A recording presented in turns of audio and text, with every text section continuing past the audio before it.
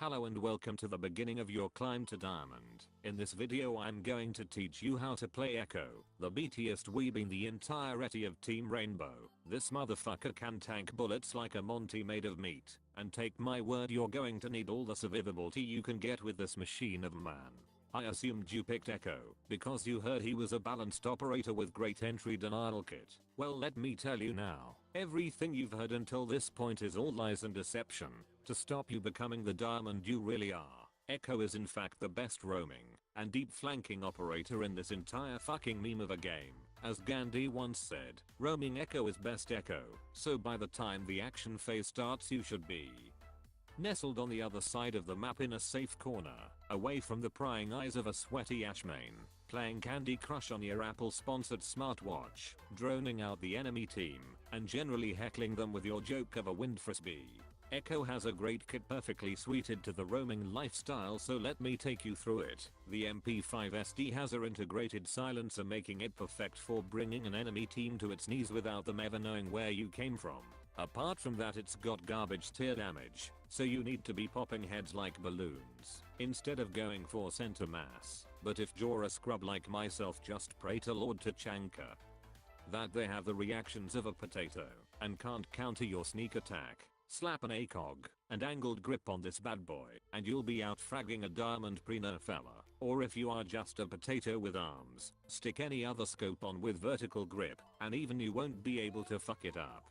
The Supernova is a all-round decent shotgun. It has the widest spread of all shotguns, so 10 out of 10 for breaking walls in the prep phase, but just downright unpredictable when it comes to anything related to combat. Sometimes it feels like the Super 90 pre-nerf and other times it feels like I wouldn't be able to hit the broadside of a barn.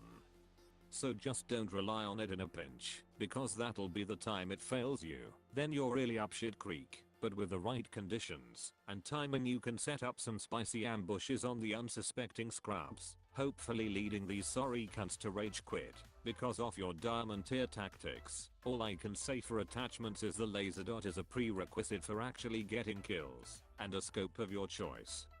I prefer the reflex just for style points. The Bearing 9 is arguably one of the best sidearms in this entire game, so if in doubt about which primary to use, just say fuck it and whip this guy out and pop heads like you'll be popping cherries after you make it onto a top tier ESL team.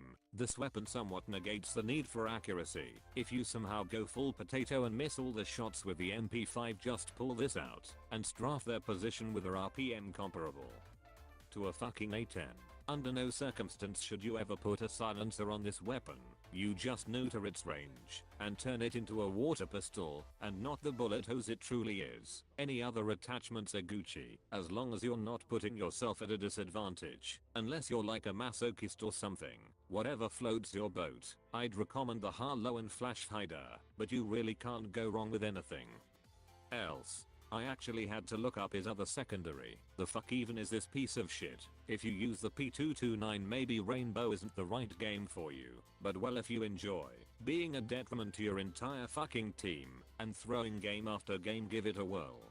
At this point you may be asking, what about his gadget? And to that I'd say glorified frisbee, or in other words borderline useless. You can't jump over deployable shields. It doesn't fuck the enemy's sensitivity like Ellis mines. And it can't do cool things like clear smoke grenades or maybe do a bit of damage, which would be way more fucking useful than tilting the enemy's view from time to time. The only thing this frisbee is good for is stopping bomb plants, but I have no footage of that because I'm a scrub. It may also be used as something to help you roam, scope out the enemies, and get in a good flanking position, and then pounce when they start a hard push. Echo can be a very rewarding operator when used as a roamer, and a big surprise to any attacker unwary of their positioning and surroundings. I hope that this overview was useful and taught you something about Echo. So go my small fledglings, spread your wings and get to diamond as you were always destined to do.